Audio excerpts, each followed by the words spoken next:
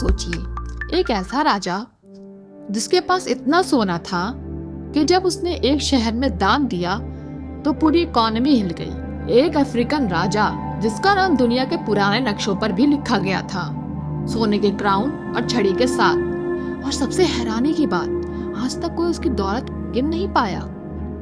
ये कहानी है मनसा मूसा की, दुनिया के सबसे अमीर इंसान की।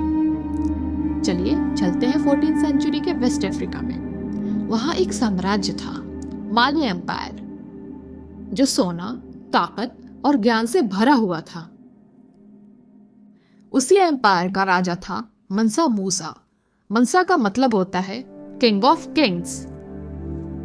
उसने 1312 में राज्य संभाला और अगले 25 सालों तक राज्य किया। दुनिया ने देखा एक सम्राट जिसके पास सब कुछ था। अब बात करते हैं उसकी दौलत की।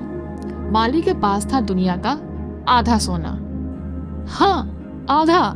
इमेजिन करो, सिर्फ सोना नहीं, नमक भी। उस टाइम में नमक सोने जितना ही कीमती था।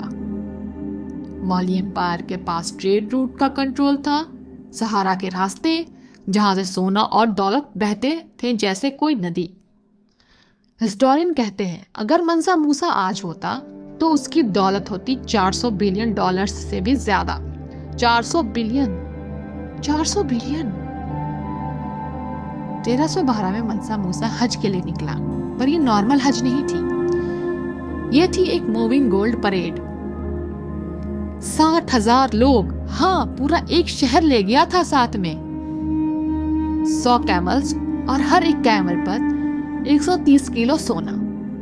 भूल गए सूटकेस? भाई मूसा के पास तो कैमल सूटकेस थे। जब कायरो पहुंचा तो सोना बांटा जैसे कोई प्रसाद हो। इतना बांटा कि शहर महंगा हो गया। 10 साल तक कायरो की इकॉनमी हिल गई। पर मनसा मूसा सिर्फ अमीर नहीं था, उसने पैसा समाज को देने में लगाया। उसने बनवाए मॉस्क्स, लाइब्रेरीज और यूनिवर्सिटीज। टिम्बकटू को बनाया नॉलेज का centre. African learning, Islamic culture, सबको एक जगह पे लाया। और मैप्स में उसका स्केच बना। एक राजा जिसके हाथ में सोने की छड़ी थी। वो कहता था वेल्थ शो करने के लिए नहीं, सोसाइटी को अपलिफ्ट करने के लिए होती है। आखिर में एक सच जो दुनिया भूल गई है। जब हिस्टोरियन ने रिचेस्ट पीपल की लिस्ट बनाई, सबसे मुश्किल सवाल था मनसा मूसा की दौलत कितनी थी। जवाब आया, too rich to be measured. हाँ, उसकी दौलत का कोई हिसाब नहीं है।